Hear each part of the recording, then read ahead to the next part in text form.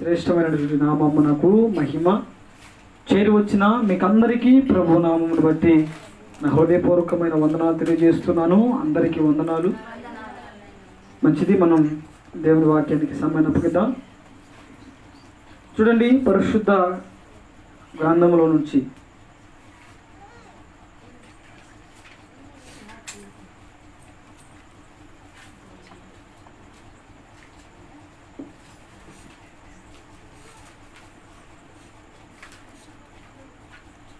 పరిశుద్ధ గ్రంథం నుండి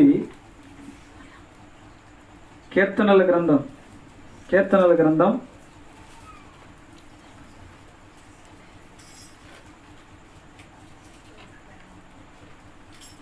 45వ అధ్యాయము 10వ వాక్యాన్ని మనం చదువుకుందాం. కీర్తనల గురించి 45వ అధ్యాయము 10వ వాక్యాన్ని మనం చదువుకుందాం. దయచేసి చదివి సహకరించండి. కీర్తన 45:10. కుమారి ఆలకించుము, ఆలోచించి చెవియొగ్గుము. నీ స్వజనమును నీ తండ్రి ఇంటిని మరువము.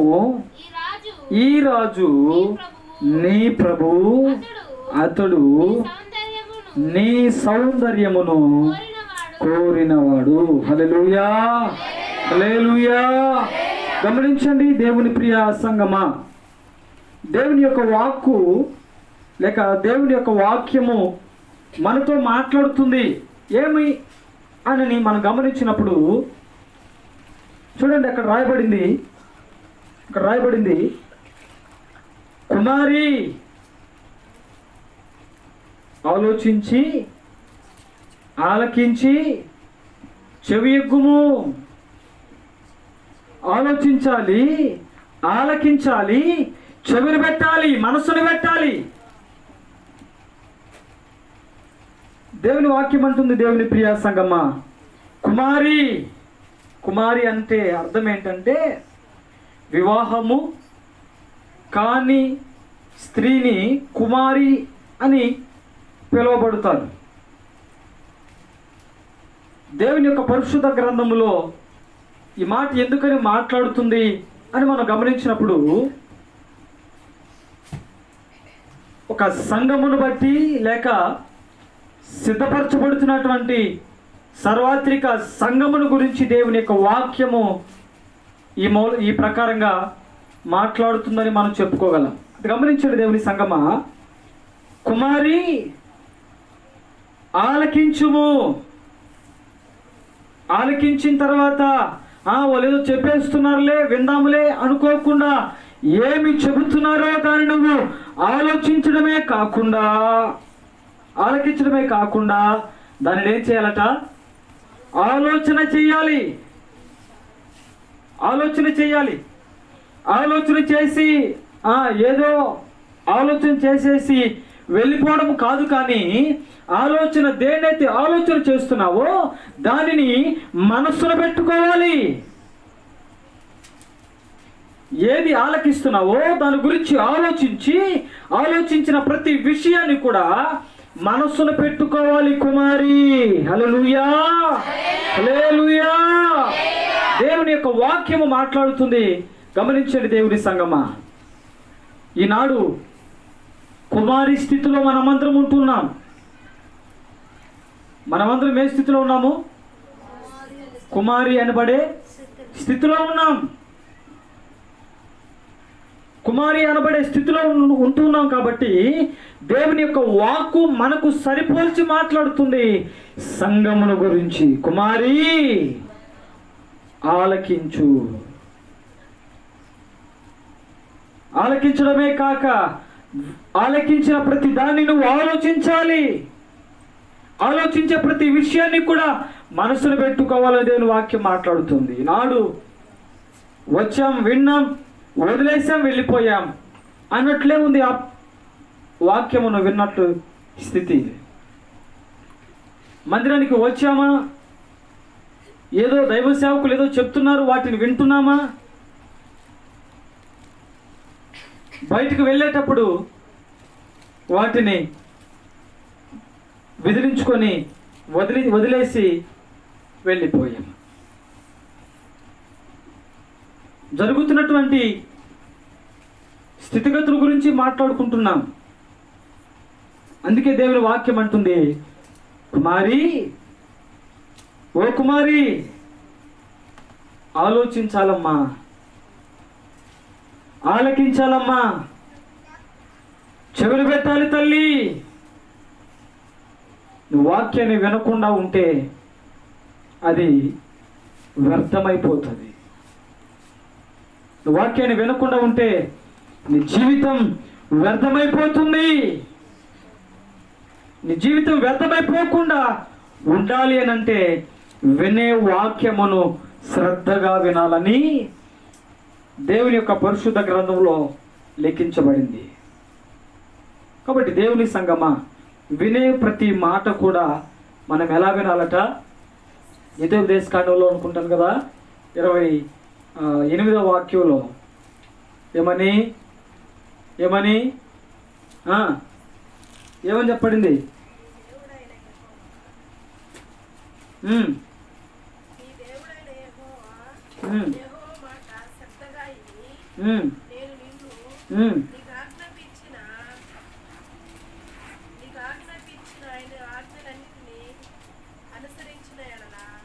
నీవు నీ దేవుడైన యెహోవా మాట శ్రద్ధగా విని నేడు నేను నీకు ఆజ్ఞాపించుచున్న ఆయన ఆజ్ఞలన్నిటినీ అనుసరించి నడుచుకునే ఎడల నీ దేవుడైన యెహోవా భూమి మీద ఉన్న సమస్త జనముల కంటే నిన్ను హెచ్చించును అని చెప్పబడింది. అదంతా కాదు కానీ పై మాటలో ఏమని? నీ దేవుడైన యెహోవా మాట ఎలా వినాలట? ఎలా వినాలి? శ్రద్ధగా వినాలి. కానీ శ్రద్ధ కనబడడం లేదు. శ్రద్ధగా వినాలి కానీ శ్రద్ధ కనబడడం లేదు. ఎందుకంటే మాట్లాడుతుంటే దేవుని వాక్యము మనతో మాట్లాడుతుంటే మన మనసుకు అది అతికినట్లు ఉండదు. మన మనసుకు ఆ వాక్కు అంటించబడినట్లుగా ఉండదు. ఎందుకంటే మనిషి ఏమో ఇక్కడ ఉంటాం కానీ మనసేమో బయట తిరుగుతూ ఉంటుంది.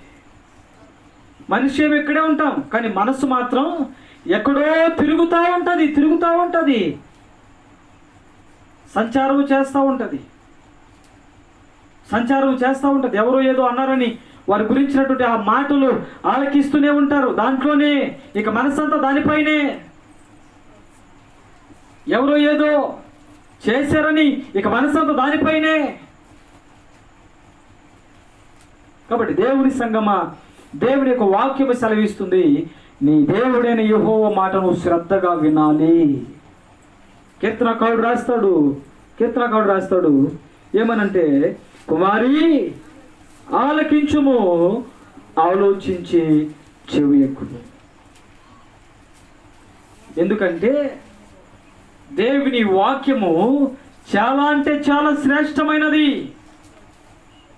దేవుని వాక్యము చాలా శ్రేష్టమైనటువంటి వాక్యము కనుక వినే వాక్యము శ్రద్ధగా వినకపోతే, మనస్సు పెట్టకపోతే, మనస్సును దానిపైన ఆధారము చేసుకోలేకపోతే చాలా కోల్పోయేటువంటి స్థితిలో మనం ఉండవలసినటువంటి పరిస్థితి ఏర్పడుతుంది.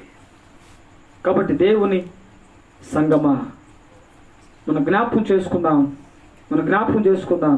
చూడండి, అక్కడ రాయబడిన మాట, ఈ రాజు, క్షమించండి, నీ స్వజనమును నీ తండ్రి ఇంటిని మర్చిపోవాలి. ఏం చెప్పబడింది వాక్యంలో?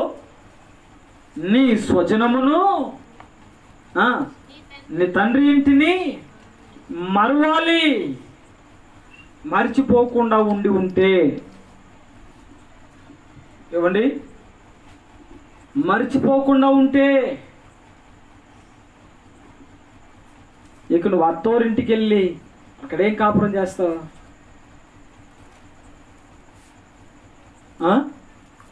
నీ తండ్రి ఇంటిని మరవకుండా, నీ బంధువులను విడిచిపెట్టకుండా నువ్వు మీ అత్తగారింటికి వెళ్ళిన తర్వాత అక్కడ నీ కాపురం ఎలా కొనసాగుతుంది? దేవుని వాక్యము సెలవిస్తుంది. దేవుని సంగమా, నీ స్వజనమును, నీ తండ్రి ఇంటిని మరవకపోతే, మరిచిపోకపోతే, విడిచిపెట్టకపోతే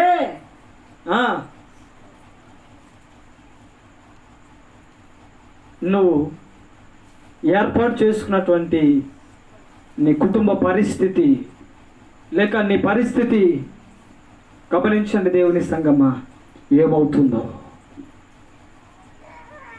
మనం నిలబడి ఉన్నా లేక మన స్థితిలో సంఘముగా నిలబడి, మనం ఒక సంఘ స్థితిలో నిలబడి ఆలకించండి దేవుని యొక్క మాటలు. నీవు సంఘములో ఒకనిగా, సంఘములో ఒక సభ్యురాలుగా, సంఘములో ఒక సభ్యుడిగా నిలిచినటువంటి నిన్ను బట్టి దేవుని వాక్యం మాట్లాడుతుంది. నీవు మరచిపోకపోతే, నీవు విడిచిపెట్టకపోతే ఎలా దేవుని రాజ్యమును స్వతంత్రించుకుంటావు? నీ తండ్రి ఇంటిని మర్చిపోకపోతే, నీ స్వజనాన్ని విడిచిపెట్టకపోతే నువ్వెలా ఆశీర్వదించబడతావు? దేవుని వాక్యం సెలవిస్తుంది. నీ స్వజనమును, నీ తండ్రి ఇంటిని ఏం చేయాలట? చెప్పండి గట్టిగా, ఏం చేయాలి? మరిచిపోవాలి. కాబట్టి దేవుని సంగమా, పరిశుద్ధ గ్రంథంలో తండ్రి ఇంటిని మరిచి, స్వజనాన్ని మరిచి ఆశీర్వదించబడినటువంటి వారు పరిశుద్ధ గ్రంథంలో చాలామందే ఉన్నారు. ఏమండి? తండ్రి ఇంటిని మరిచి, స్వజనాన్ని మరిచి ఆశీర్వదించబడినటువంటి వారిలో ఒక సభ్యురాలును లేక స్త్రీని మనం జ్ఞాపకం చేసుకుందాం. చూడండి, ఆమె ఎవరు అనంటే అన్యురాలుగా ఉన్నటువంటి రూతు.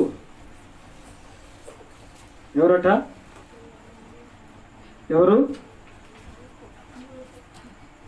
చూడండి, రూతు గ్రంథంలో నుంచి 1వ అధ్యాయము 14వ వాక్యం చదువుదాం. 14వ వాక్యం చదువుదాం. ఓర్ప తన అత్తను ముద్దు పెట్టుకొని, రూతు ఓర్ప ఏమో తన అత్తను ముద్దు పెట్టుకుందట. ముద్దు పెట్టుకుని సరి చేసుకుని సరిదిద్దుకొని, సరేలే అత్త ఏం చేద్దాం, సరే ఏం చేద్దాం, ఇలా జరగాలనుంది, జరిగింది, సరే అత్త అని సర్దుబాటుతనంలో లేక సర్దుబాటు స్థితిగతులలో తన అత్తను ముద్దు పెట్టుకొని తన అత్తకు ఈమెకు సంబంధము లేని స్థితులలో అయిపోవడానికి తన అత్తను ముద్దు పెట్టుకొని మెల్లగా జారుకుందట. మెల్లమెల్లగా జారుకుందట. అయితే మరొక స్త్రీ ఉంది. ఆమె పేరు రూతు. ఆమె అంటుంది, రూతు తన అత్తను హత్తుకొనే ఉండగా మాట్లాడుతుందట. ఏమని?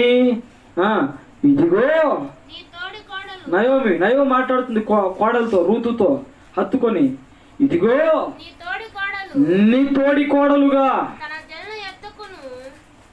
కోడలుగా ఉన్న ఓర్పాన్ని చూడు, మంచి నిర్ణయం తీసుకుంది. నీతో పాటు నిలబడి ఉన్నటువంటి నీ సహోదరి, నీ అక్క చెల్లెలను చూడు, ఓర్పాన్ని చూడు, మంచి నిర్ణయమును, చక్కనైన నిర్ణయమును తీసుకుంది. నీవు కూడా అదే నిర్ణయము తీసుకోవచ్చును కదా. హల్లెలూయా. నీవు కూడా అదే నిర్ణయమును తీసుకొని ఉండవచ్చు కదా. అని అడిగినప్పుడు ఆ మందట ఏమని, రూతు నా వెంబడి రావద్దనియు, నన్ను విడిచిపెట్టమనియు, నన్ను బ్రతిమాలు కొనవద్దు, నీవు వెళ్ళు చోటనే నేను కూడా వస్తాను. నీవు ఎక్కడైతే బ్రతుకుతావో నేను కూడా అక్కడ నివాసం చేస్తాను. నీ బంధువులే నా బంధువులు. నీవెవరైతే ఆరాధిస్తున్నావో నేను కూడా ఆయనకే ఆరాధన అర్పిస్తాను. ఎందుక నిర్ణయం. ఎందుకని తన అత్తతో ఈ మాట చెబుతుంది? ఎందుకని తన అత్తతో ఈ మాట ఇలాగ మాట్లాడుతుంది? తన తోడికోడలుగా ఉన్నటువంటి ఓర్పను చూసినప్పుడు తన తల్లిదండ్రుల దగ్గరకు వెళ్ళిపోయింది. తన తల్లిదండ్రులు ఉన్నారు అనే సంగతి జ్ఞాపకం చేసుకొని వారి దగ్గరకు వెళ్ళిపోయినటువంటి ఓర్పను గురించి మనం తెలుసుకుంటున్నాం. అయితే ఇంకొక తన సహోదరి లేక తన సహోదరాలు ఉంది, ఆమె పేరు రూతు. ఆమె మాత్రము ఎలాంటి నిర్ణయం తీసుకుందంటే, నాకు తండ్రి వద్దు, తల్లి వద్దు, నా బంధువులు వద్దు, నా స్నేహము వర్గము వద్దు, నాకు నువ్వు చాలు. హల్లెలూయా, హల్లెలూయా. నాకు నువ్వు ఉంటే చాలు. నీ బంధువులు ఎవరైతే ఉన్నారో వారే నాకు బంధువులు. నువ్వెక్కడైతే నివాసం చేస్తావో నేను కూడా అక్కడే నివాసం చేస్తా. నువ్వు తింటున్నావా తింటా, నువ్వు పోస్తున్నావా పోస్తూ ఉంటా, నువ్వెక్కడికైతే వెళ్తున్నావో నేను కూడా అక్కడికే వస్తా. చివరకు నీ దేవుడు ఎవరో ఆయనే నా దేవుడు కూడా. చివరకు నువ్వెక్కడైతే మరణించి పాతి పెట్టబడతావో నేను కూడా అక్కడే మరణించి పాతి పెట్టబడతాను. చెప్పండి, ప్రభు నామ గణపడతాం. హల్లెలూయా, హల్లెలూయా. అది నిర్ణయం. అలాంటి చక్కని నిర్ణయం తీసుకుంది సహోదరి రూతు. కాబట్టి దేవుని సంగమా, దేవుని వాక్యం సెలవిస్తుంది, దేవుని వాక్యం సెలవిస్తుంది, నీ తండ్రి ఇంటిని నీ స్వజనమును మరవాలి. నీ తండ్రి ఇంటిని మరవాలి, నీ బంధువులను విడిచిపెట్టాలి. విడిచిపెట్టకుండా, నీ తండ్రి ఇంటిని మర్చిపోకుండా, నీ బంధువు వర్గాన్ని విడిచిపెట్టకుండా నేను వచ్చేస్తాను అనంటే, ఐగుప్తు నుంచి వచ్చిన ఇశ్రాయేలు ప్రజలు ఎలా అయితే ఉన్నారో అలా అయిపోతుంది తంతు. ఏమని, వారు ఐగుప్తు నుంచి విడిచినా, ఐగుప్తు నుంచి వారి దేవుడు విడిపించినా వారి మనసులో ఏముందట? చెప్పండి, వారి మనసులో ఏముందట? ఐగుప్తి స్థిరపరచబడిపోయింది వారి మనస్సులో. ఇలా ఉంటుంది. కాబట్టి దేవుని సంగమా, దేవుని వాక్యం అంటుంది, కుమారి ఆలకించు. ఆలకిస్తున్నావా? సంగములో ఒకనిగా, సంగములో ఒకడివిగా, లేక ఒక స్థితిలో ఉన్నటువంటి నిన్ను దేవుని వాక్యం హెచ్చరిస్తుంది. ఆలకిస్తున్నావా దేవుని వాక్యమును? ఆలోచన చేస్తున్నావా విన్న వాక్యమును బట్టి? మనసులో వాక్యాన్ని చేర్చుకుంటున్నావా, లేక ఎప్పుడు చెప్పే వాక్యమే కాదని విడిచిపెట్టేసి వదిలేస్తున్నావా? దేవుని వాక్యం నీతో మాట్లాడుతుంది సహోదరుడా. దేవుని వాక్యం మాట్లాడుతుంది నీతోనే. ఆలకించడం, ఆలోచించడం, చెవి ఎక్కడం నీ మీద పెడుతున్నటువంటి భారం, నీ మీద పెడుతున్నటువంటి, నీ మీద మోపుతున్నటువంటి బాధ్యత, నీ మీద మోపుతున్న బాధ్యత, నువ్వు బాధ్యతను నిర్వర్తించాలి. అప్పుడు దేవుని వాక్యము సెలవిస్తుంది కింద మాటలో, నీ స్వజనమును, నీ తండ్రి ఇంటిని మరువాలి, మర్చిపోవాలి. రూతు ఏం చేసిందట? తన అత్తతో మాట్లాడుతుంది, నీ బంధువులే నా బంధువులు. నువ్వు ఎక్కడ బతుకుతావు నేను కూడా అక్కడే బతుకుతా. నువ్వెవరైతే ఆరాధన చేస్తావో నేను కూడా ఆ దేవుడికి ఆరాధన చేస్తా. నువ్వు ఎక్కడైతే మరణిస్తావో నేను కూడా అక్కడే పాతి పెట్టబడతా అని ఎందుకని మాట్లాడుతుంది? చిన్నప్పటి నుంచి పెంచిందా అత్త? చెప్పండి. చిన్నప్పటి నుంచి పెంచి పెద్దది చేసిందా?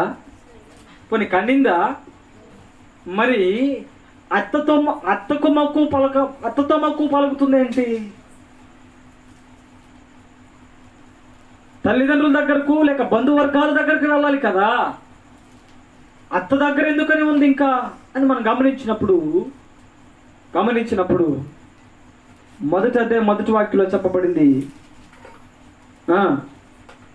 న్యాయాధిపతులు ఏలిన జనమందు దేశములో కరువు కలుగగా యోధా బెత్లెహేము నుండి ఒక మనుషుడు అతని భార్యను తన 2 కుమారులు వెంటబెట్టుకుని మోయాబు దేశము నాకు కాపురమునడానికి వెళ్ళారు. ఎక్కడి నుంచి? యూదా బెత్లెహేము అనబడినటువంటి దేశము నుంచి మోయాబు దేశం అనబడినటువంటి దేశమునకు వెళ్ళడం. అంతేకాకుండా అక్కడ వెళ్ళిన తర్వాత తన కుమారుడికి ఇచ్చి తన కొడుకును లేక కుమారుడును ఆ రూతును వివాహము చేసుకునడము, ఆ వివాహము చేసుకున్నటువంటి ఆ రూతు ఈ ప్రకారంగా మాట్లాడము. ఏమిటిదంతా?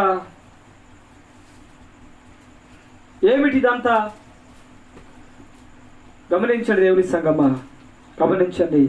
దేవుని యొక్క వాక్కు సెలవిస్తుంది, దేవుని యొక్క వాక్యం మనతో మాట్లాడుతుంది. ఏమనంటే రూతు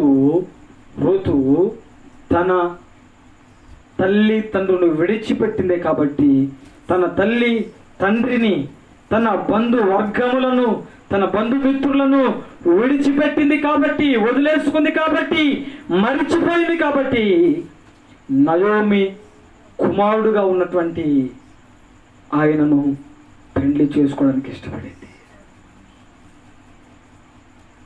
అదే తల్లిదండ్రులు మర్చిపోకుండా, బంధువర్గాలను మర్చిపోకుండా ఉంటే వారిని పెళ్లి చేసుకోలే కాదు. కాబట్టి దేవుని సంగమా ఏం చేసింది రూతు అనంటే మొదటిగా ఆలకించింది. ఏం ఆలకించింది?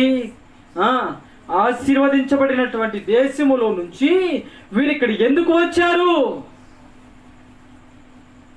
ఆశీర్వాదము అనుగ్రహించబడుతున్నటువంటి ఆ దేశము నుంచి ఈమె ఎందుకు, ఈ కుటుంబం ఎందుకని శపించబడినటువంటి మోయాబు దేశమునకు వచ్చింది అని ఆలకించింది వారిని బట్టి ఆలకించి వారిని బట్టి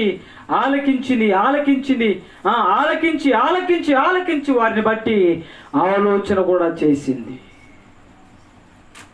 వారిని బట్టి బాగా ఆలోచన కూడా చేసింది. ఆలోచన చేసి ఇవన్నీ కాదు కానీ వారిని బట్టి మనం తెలుసుకుందామని వారి దగ్గరకు వెళ్ళి వారి గురించిన విషయాలని తెలుసుకొని వాటిని చెవిన పెట్టుకుంది. హల్లెలూయా, హల్లెలూయా. చెవిన పెట్టుకుంది. అందుకే నయోమి తన అత్తగారు ఎన్ని చెప్పినా కూడా, ఎన్ని పరీక్ష పెట్టినా కూడా, ఎన్ని చెప్పినప్పటికీ కూడా అవేమి వినకుండా అలాంటి ఆశీర్వాదమే లేక అలాంటి దీవెనలే లేక అలాంటి మేలులే, అలాంటి సూచక కార్యములే, అలాంటి ఆశ్చర్య క్రియలే నా జీవితంలో కూడా జరగాలి, నేను కూడా అనుభవించాలి, నేను కూడా పొందుకోవాలి అని ఆమె తలంచి తన తండ్రి ఇంటిని, తన బంధువర్గాన్ని, తన ప్రధాన స్థితిగతులు ఉన్నటువంటి ఆమెను బట్టి ఆమె సమస్తమును తన వెనుక ఉన్న అన్నిటినీ కూడా మరిచిపోయింది. హల్లెలూయా, హల్లెలూయా. మరిచిపోయి ఇప్పుడు నయోమి వెంట బయలుదేరింది. నయోమి ఎక్కడికి తీసుకువెళ్ళినా ఇష్టమే.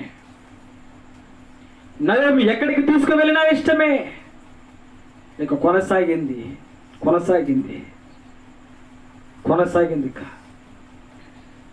నీ కృపలోనే నన్ను నడిపినా నీ దయలోనే నన్ను దాచిన, నీ కృపలోనే నన్ను నడిపిన, నీ దయలోనే నన్ను దాచిన యేసయ్యా యేసయ్యా. నీవే నీవే నీవే నీవే నీవే యేసయ్యా, నాకు నీవే నీవే నీవే నీవే నీవే నీవే నీవే నీవే నీవే యేసయ్యా, నాకు నీవే నీవే నీవే నీవే చాలును యేసయ్యా. హల్లెలూయా. ఎవరు చాలట? ఎవరు చాలట? నయోమితో మాట్లాడుతుంది. నయోమితో మాట్లాడుతుంది, నీతో ఉంటే నాకు అదే చాలు. నీతో ఉంటే, నీతో నడిస్తే అదే నాకు చాలు. నువ్వు ఎలాగైతే ఆశీర్వించబడడానికి కారణమవుతున్నావో నేను కూడా అలాగే ఆశీర్వించబడితే చాలు. నువ్వు ఎలా అయితే దీవించబడుతున్నావో నేను కూడా అలాగే దీవించబడితే అదే నాకు చాలు అని తన నయోమి అనబడిన అత్త వెంట నడవడం ప్రారంభించిందట. కాబట్టి దేవుని సంగమా, తండ్రి ఇంటిని స్వజనమును మర్చిపోయింది. మొదటగా ఏం చేసింది? రూతు ఆలకించింది. ఆ కుటుంబాన్ని బట్టి ఆలోచన చేసింది. వారున్న స్థితిని బట్టి, వారు చెప్పిన దేవుని గురించిన మాటలు బట్టి మనస్సును పెట్టుకొని ఆ కుటుంబ సభ్యులతో ఒకరిగా ఆ కుటుంబ స్థితిలో, ఆ కుటుంబంలో ఒక కుటుంబ సభ్యురాలుగా నిలిచింది. తన స్వజనాన్ని మర్చిపోయింది, తన తండ్రి ఇంటిని కూడా మర్చిపోయింది. తర్వాత కింద మాటలో లోకాసు వార్త 45వ అధ్యాయం 10వ వాక్యంలో కింద మాటలో చెప్పబడింది ఏమని?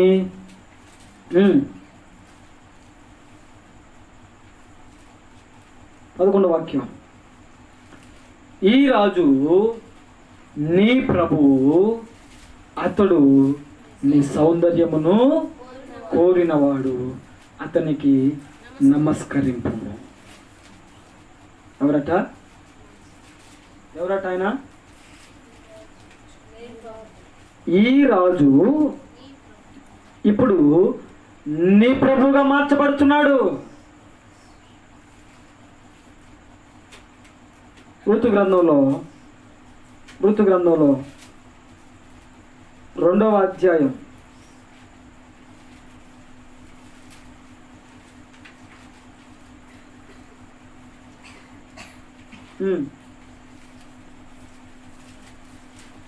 11వ వాక్యం అనుకుంటాను, చూడండి.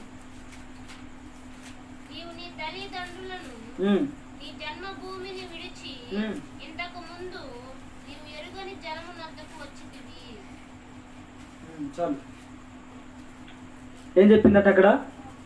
ఏం చెప్పాడు? 2వ అధ్యాయం మొదటి వాక్యం చదవండి. నయోమి పెనిమిటి బంధువుడు ఒకడు ఉండెను, అతడు చాలా ఆస్తిపరుడు. అతడు ఎలిమెలెకు వంశస్థుడై ఉండెను, అతని పేరు బోయాజు. మోయాబురాలైన రూతు, నీ సెలవైన ఎడల నేను నీ పొలములోనికి పోయి ఎవని కటాక్షము పొందగలనో వాని వెనక పరిగె వేరుకొందునని నయోమితో చెప్పగా, ఆమె నా కుమారి పో అని చెప్పింది. వెళ్ళి పరిగెరుకుంటూ ఉన్నటువంటి సమయంలో బోయజు ఆమెతో మాట్లాడుతున్నాడు. 11వ వాక్యంలో ఏమని? నీవు నీ తల్లిదండ్రులను, నీ జన్మభూమిని, నీ బంధువులను సమస్తమును నువ్వు విడిచిపెట్టేశావు. బోయజు మాట్లాడుతున్నాడు రూతుతో. బోయజు మాట్లాడుతున్నాడు, నీ తల్లిదండ్రులను, నీ బంధువర్గాలను, నీ జన్మభూమిని నువ్వేం చేసావనంటే మరిచిపోయావు. కనుక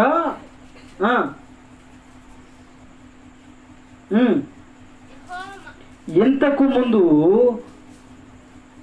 నీవు ఎరుగని జనము నొద్దకు వచ్చి ఉన్నావు అని దేవుని వాక్కు లేక బోయాజు అతనితో లేక స్త్రీతో మాట్లాడడం జరిగింది. దేవుని సంగమా గమనించండి, అక్కడ 45లో 10వ వాక్యంలో చెప్పబడినటువంటి మాట, ఈ రాజు ఇప్పుడు నీ ప్రభువుగా మార్చబడుతున్నాడు. ఇప్పుడు నీ ప్రభువుగా మార్చబడిన ఇతడు నీ సౌందర్యమును కోరుకుంటున్నాడు.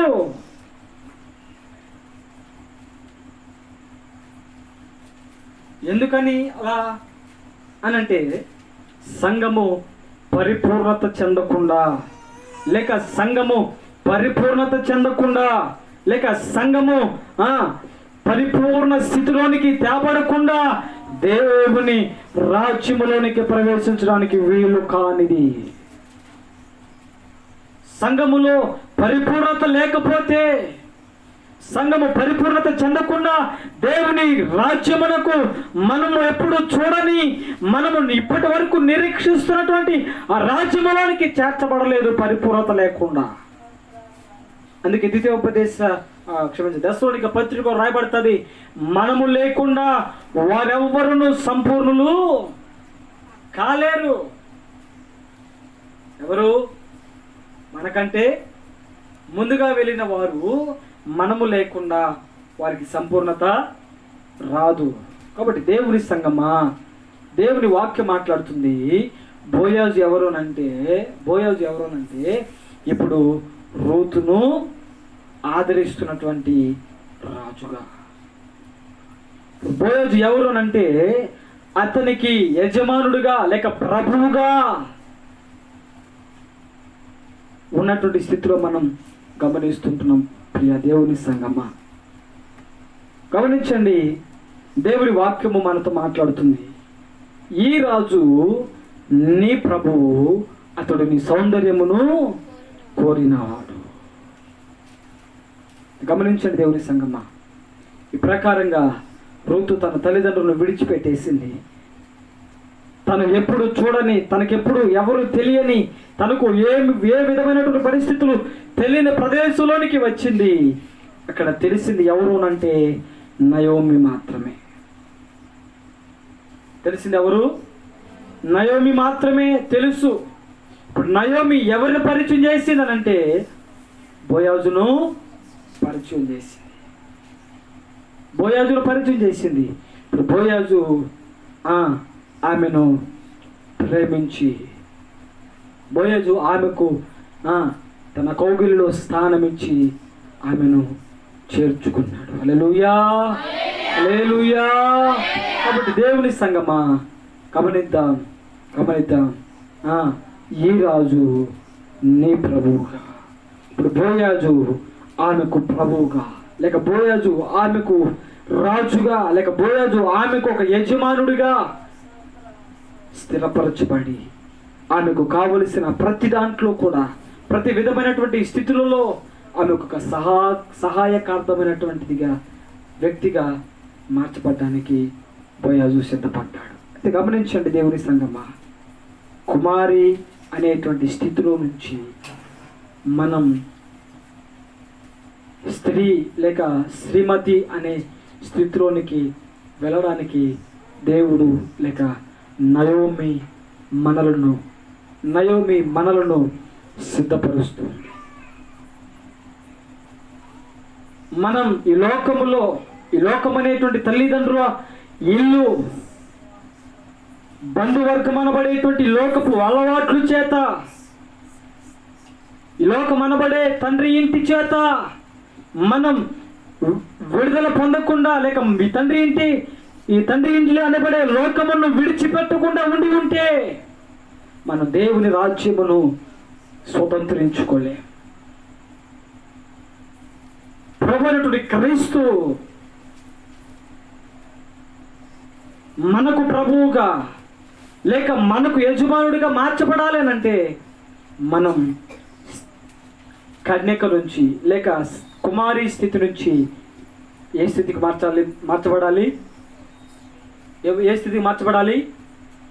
శ్రీమతి అనేబడే స్థితిలోనికి మనం మార్చబడకుండా ఉంటే మనము దేవుని రాజ్యంలోనికి చేర్చబడలేదు. కాబట్టి దేవుని సంగమా, మనతో దేవుని వాక్యము సెలవిస్తుంది, మనం పరిపూర్ణత చెందాలి. సంఘము పరిపూర్ణత చెందకుండా క్రీస్తు సంఘమును చేర్చుకోలేడు. బోయజు ఆమె ఎందుకు చేర్చుకున్నాడనంటే ఆమె తండ్రి ఇంటిని మరిచిపోయింది, బంధువర్గాన్ని విడిచిపెట్టేసింది. దేవుని వాక్యమును శ్రద్ధగా విని వాక్యముకు సంబంధించినటువంటి పోలికలు ఆమెను కనపడ్డాయి. అందుకే బోయజు ఆమెను వివాహము చేసుకోవడానికి ఇష్టపడ్డాడు. ప్రియ దేవుని బిడ్డ, మనలో కూడా క్రీస్తుకు ఆ పోలికలు కనబడకపోతే, సహోదరుడా, మనలో కూడా క్రీస్తుకు ఆ పోలికలు కనబడకపోతే మనల్ని కూడా ప్రభు తన కౌగిల్లో చేర్చుకోవడానికి ఇష్టపడడు. నయోమి అనబడే పరిశుద్ధాత్ముడు రూతు అనబడినటువంటి సంఘమును సిద్ధపాటు కలుగు చేయకపోతే బోయజు అనబడేటువంటి క్రీస్తు దగ్గరకు రూతు రాబడలేదు. పరిశుద్ధాత్ముని చేత సంఘం అనబడినటువంటి మనము కూడా క్రీస్తు దగ్గరకు చేర్చడానికి పరిశుద్ధాత్ముడు సహాయమును కలుగు చేస్తాడు. కాబట్టి దేవుని సంఘమా, మనము కూడా మొదటిగా ఆలకించి ఆలోచన చేసి ఆ విన్న వాక్యమును చెవిన పెడదాం, అనగా మనస్సును పెడితే తండ్రిని మర్చిపోవడానికి వీలుగా ఉంటుంది. స్వచనం అనబడినటువంటి బంధువర్గం అనబడినటువంటి ఈ లోక బాంధవ్యాలను, ఈ లోక వ్యసనాలను, లోకపు అలవాటును లేక లోకపు మర్యాదలను విడిచిపెట్టడానికి వీలుగా ఉంటుంది దేవుని వాక్యమును మనసులోకి చేర్చుకుంటే.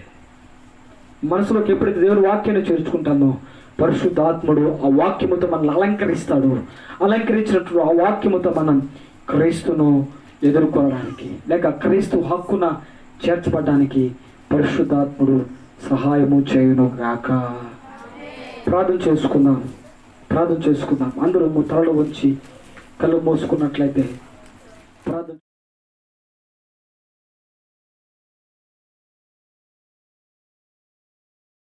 అందరూ ప్రార్థన చేద్దాం.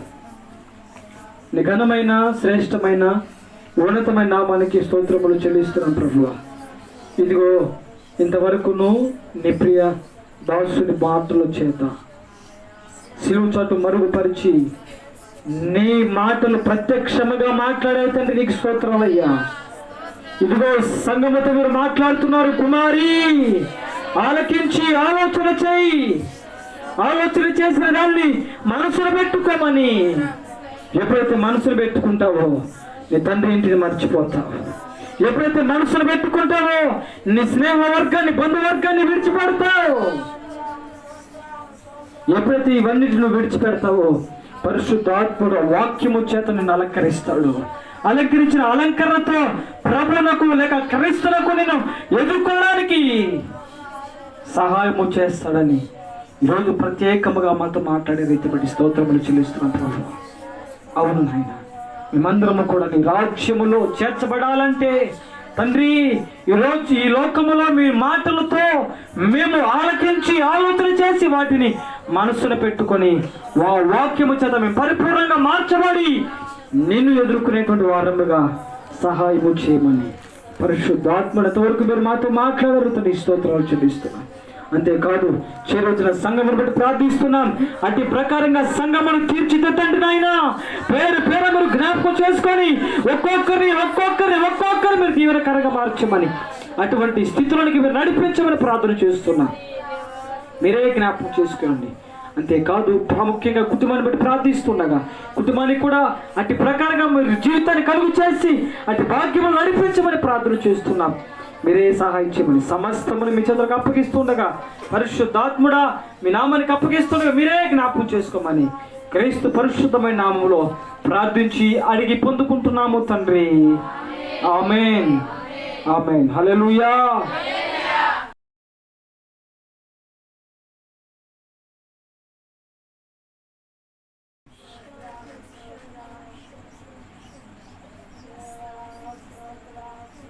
పరలోకపు తండ్రి అయిన ప్రేమయు, ప్రభు అయినటువంటి యేసుక్రీస్తు వారి యొక్క కృపయు, పరిశుద్ధాత్ముని అన్యోన్యమైన సహవాసము మనకును, చేరువచ్చిన సంఘమునకును, కుటుంబానికి, లోకములో ఉన్నటువంటి పరిశుద్ధులకును సదాకాలము పరిశుద్ధాత్ముడు సహాయము చేసి ఆశీర్వాదములోనికి నడిపించి వర్ధిలింప చేయునుగాక.